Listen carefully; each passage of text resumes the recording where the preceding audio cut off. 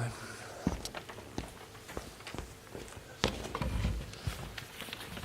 sé það svona sko. Það er búið að hóa kvennalandsliðinu saman ennina ferðina, verkefni framöndan í Færeyjum. Jóhannes Lange hérna hjá mér, ætlar að ræða þetta með mér fyrir að fyrsta valið. Jú, ég held að valið hafi bara verið nokkuð gott sko. Og þú veist, núna í fyrsta skipti í langa tíma erum við að geta valið úr okkar sterkustu leikmönnum. Það sem að, þú veist, hefur verið undanfarið. Það hafa alltaf verið, þú veist, einhverjar 1, 2, 3 sem hafa verið meiddir, en núna sýnist mér að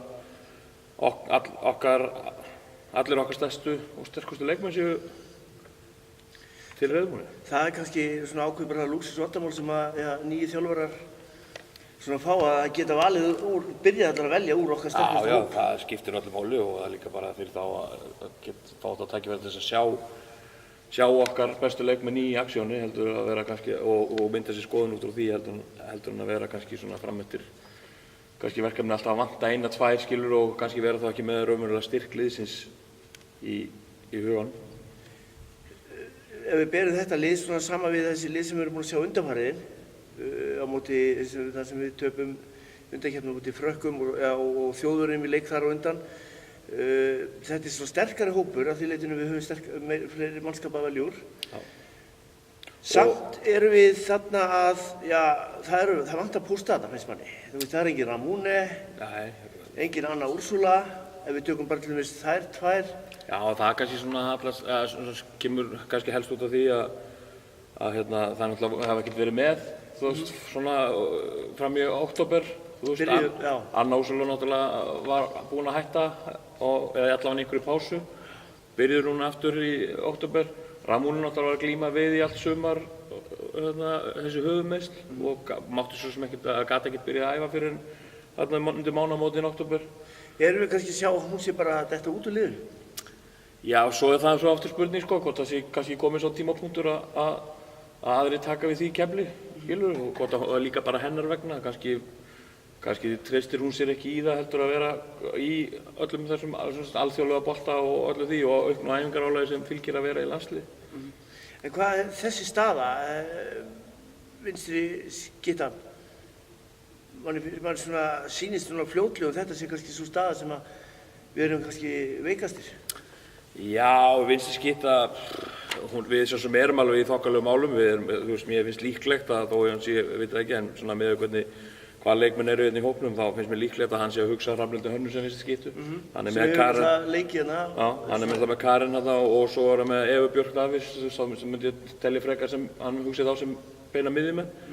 Og svo náttúrulega erum við með hérna, þú veist, í þessum hóp sem að Sunna Jónsdóttir getur klárlega spilað vinstri skyttu og svo erum við náttúrulega með þar á bak, við erum með Helenu sem þú veist ekki, hún er að æfa með liðinu en ekki í svo lokahóp, Ragnheiði Júlíusdóttir, Huldu Dags, þannig að svona til framtíðar þá kannski þá þurfum við kannski ekki að kvíða neina svakalegu í vinstri skyttu. Rakel komin inn í hópinn.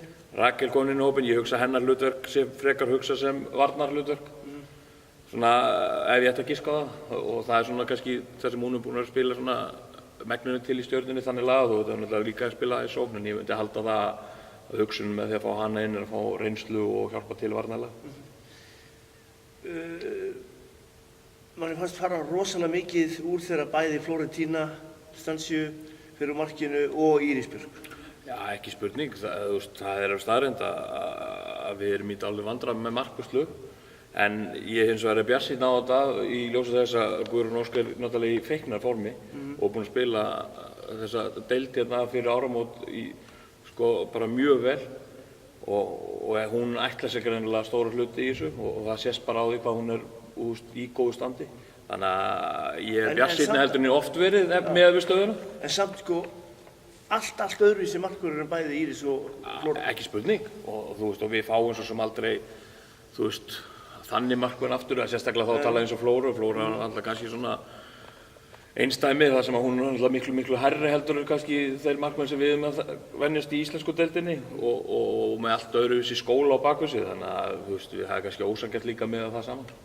Ef við færum okkur aðeins í skyttuna hinum megin hægri skyttuna við erum að fá rosa góða fréttir að Birna Berg sé að spila vel í meistaradeildinni og væntanlega þá í sínu félagsliði í sínu landi. Já. Þar erum við að fá manneskju inn klárlega sem búin að vera meidd og við höfum lítið séð spila landsleik. Já, báðar eiginlega, það svona bæði Rut og Birna hafa verið að glíma við, Birna kannski með svona stærri meiðsli þannig lagað, náttúrulega fer gegnum þessi krossbandameiðsli, en Rut hefur alltaf verið svona undanfarið ár, verið kannski með svona einhver smá meiðsli hér og þar og hefur kannski ekki náð að beita sér alveg 100% í þeim leikjum sem hún er að spila. En hún svona að koma upp, en reyndar á hún að glíma við einhver smá höfuðmeiðsli núna skild mér, eða þess að hún kom að því fréttir í vikunni að hún er ekki búin að spila fullu í Danmörku út af einhverju höggi sem hún fekk. Þannig að ég veit ekki hvernig staðan á henni en klárlega með Birnu þar sem að hún er bara komin í feikna gott spilform og er að spila núna bara alþjóðlegan bolta á háklassa og það er svona stærsti munurinn frá því hefur verið undanfarin ár. Höfum við einhverja stelpur þetta heima í deildinni sem geta bakkað hann upp ef hún lendir í einhverju smávægilegum meiðslum eða þarf hann sína hvíld eða er það bara Rut og Birna? Nei, sko, þá er það bara hins vegar... Ég sé að Thea er þarna... Já, hún er sannlega sú manneskja sem er næst inn í þetta, en hún eins og kannski nokkur skrefum á eftir þessum tveim og það hallast kannski einna helst að því að, bæði Rut og Birna eru núna komnar í þennan alþjóðlega spilklassa og sem er helsti munurinn og það er bara eitthvað sem að því á eftir að taka skref í og enda hún er það 97 þannig að það er nógu tími. Við förum inn á línuna, þar það vera mjög einfalt, það er bara Arna Sif og Hildi Gunnur. Já, það er svona, þeir línumenn sem hafa bara verið þetta undanfarin ár og svo hefur verið annað úrsalega verið, það hafa verið svona þær 3 ár, ég meina undanfarin 5-6 ár, þannig að þetta eru þeir okkar allra sterkustu línumenn og það er ekkert, ég held að það sé því miður að það er langt í næsta línumann. Já, en ég meina þær 2 eru bara... Já, og við þurfum ekkert að... Við þurfum ekki að áhyggjur af aldri. Nei, þær eru á góðum aldri og þær eru að spila í sínum félagsliðum og við erum bara í feikna formi þannig að við erum alveg vel statt þarna. Við erum alltaf að fá nýtt þjálfarateymi, Axel Stefánsson og Jónatan Magnússon, báðir sem hafa mikla reynslu, báðir erlendis frá. Áttu vona á að við sjáum leik liðsins riðlast eða erum við að fá nýja vörn, nýja sókn? Eitthvað, áttu vona á að sjá stóra breytingar?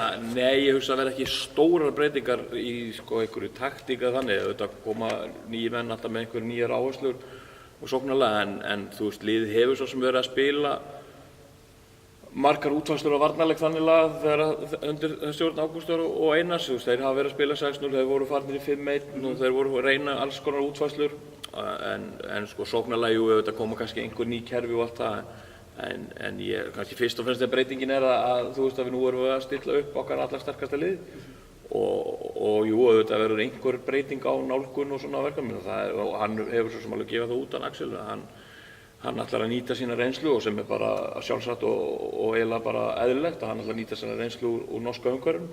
En nú er þetta hópur sem hefur spilað lengi saman eða þó þekkjast og einn hafi dottið út þarna lengi. Hvaða vörn finnst þér til dæmis bara að þetta landslið eigi að spila? Ég hugsa að svona, það sem hefur virkað best og það svona, held ég líka hallast það svona, kannski, af þeim markmönnum sem að liðið íslenska landskvennarslið hefur haft þá hugsa ég sé best fyrir liðið að spila 6-0 og þá með einhverjum útfærsluatriðum í sambandi við aggressív og svona skilur en það hefur oftast verið betra fyrir okkar markmenn að fá þá skot lengur út af vellinum heldur en kannski í þessu 6 metra skot sem að koma þá frekar eða út af svona að spila einhvers konar 5-1 eða 31. Sóknarleikur liðsins hefur verið náttúrulega bara hræðilegur í það sem við séð síðar til þess. Mótið Þjóðverjum þar sem að bara lykilmenn og annað sem að það áttu bara mjög slækan dag.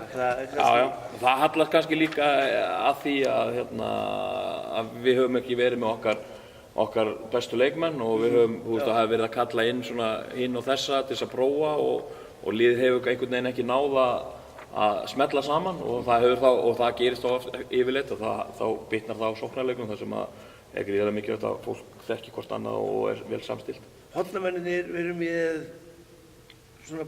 erum mjög vel sett þar. Já, og sérstaklega hægramenn, það er gríðarlega mikilvægt að fá Þórey Rósu aftur inn, þannig að hún er komin inn aftur eftir barneignir og það er virkilega sterkur leikmaður og er búinn að spila lengi í Noregi og það er gríðarlega mikilvægt fyrir liðið að fá hann aftur inn. Vinstramegin erum við kannski í aðeins verri málum, við erum búin að missa svolítið þar út, við missum fyrst í öllu þessu ferli, 5-6 ára, þú veist, þá missum við Dagný og svo missum við núna Ástu Birnu og Unnur meidd og eftir situr, þú veist, og ekki illa meidd þetta, en þá Steinun svona kannski raun, Steinun Hansdóttir, hún kannski svona raun eini hornamaðurinn, þó ég hugsa sko að Lovísa Thompson sé ætlað að leysa það hlutverk eitthvað af. Hún fari inn í hornið? Já, nú ég bara að giska, ef ég horfa á hópinn þá finnst mér að það sé svona, þú veist, hún sé maður númer 2 þarna inn í vinstra horninu, þó hún getur svo líka verið að leysa eitthvað fyrir utan, en þá held ég svona að ef ég ætti að velja einn hérna af þessum sem væri þá númer 2 í vinstra horninu, þá væri það væntanlega Lovísa. Hann þarf ekkert að vera, svona Axel og Jónatan þurfa ekkert að vera með einhverja mikla tilraunastarfsemi. Þeir fá bara gríðarlega gott lið í hendurnar, allar heilar. Næsta verkefni þessi forkeppni í Færeyjum. Þetta á að við eigum að fara þarna upp bara beint. Er ekki hægt að setja það sem kröfu? Jú, þú veist, ef við horfum á hópinu á það og ljósið sem við erum búin að tala um að við séum með okkar sterkasta liði langa tíma að auðvitað eigum að gera kröfu og það að liðið fara áfram.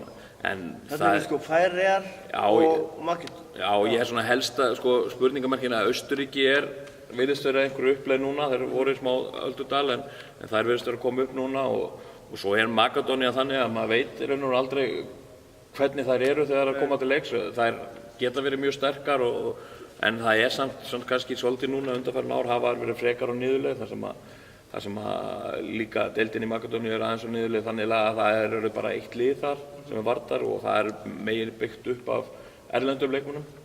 Þannig að Makedóníu í greinilegum smá lægð og það ætti að vera okkar kostur og svo Færeyjar, við erum nú alltaf þannig, við krefjumst alltaf sigur svo Færeyjar og við vitum aldrei hvernig liðið það sem spila. Það er að missa mikið af leikmönnum þarna út núna á síðustu bara rétt fyrir mót. Já, en ég myndi hugsa að þú veist, við ættum að vera eitt af 2 efstu liðunum í þessu riðli.